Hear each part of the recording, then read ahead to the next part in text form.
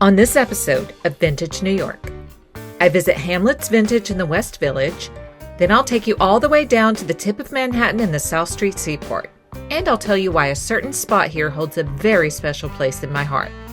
And of course, I'll show you what I bought at Hamlet's Vintage and how I styled it.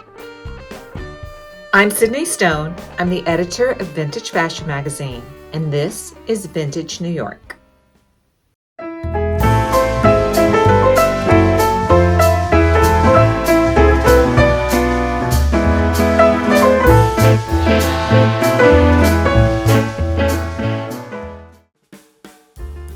Hamlet's Vintage is located at 161 West 4th Street between Cornelia and Jones Streets.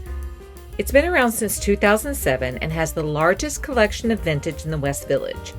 The largest collection jammed into a very small and very expensive shop. I always say the key to finding great vintage pieces when thrift shopping is that you have to go through incredibly crammed racks of mostly junk to find the good pieces. But at Hamlet's, there is no junk. Honestly, I was in here for less than 5 minutes before I spotted the treasure I came home with. And I'll show you what it was and how I styled it at the end of this episode. Also, if you visit Hamlet's Vintage and happen to be a Taylor Swift fan, the apartment she wrote the song Cornelia Street about is right across the street. The South Street Seaport is located near the financial district at the southeast tip of Manhattan, where Fulton and Water Streets intersect. Its origins date back to 1625 when the first pier was constructed as a port for the Dutch West India Trading Company. There are several historical ships still docked at the seaport that you can tour, including a 1907 lightship called the Ambrose, and the Seaport Museum is located nearby at 12 Fulton Street. I have a special fondness for the South Street Seaport. In 1999, I was living in Atlanta and visited New York City for the very first time. My friend Deb and I ended up down here and took this photo with the Brooklyn Bridge in the background.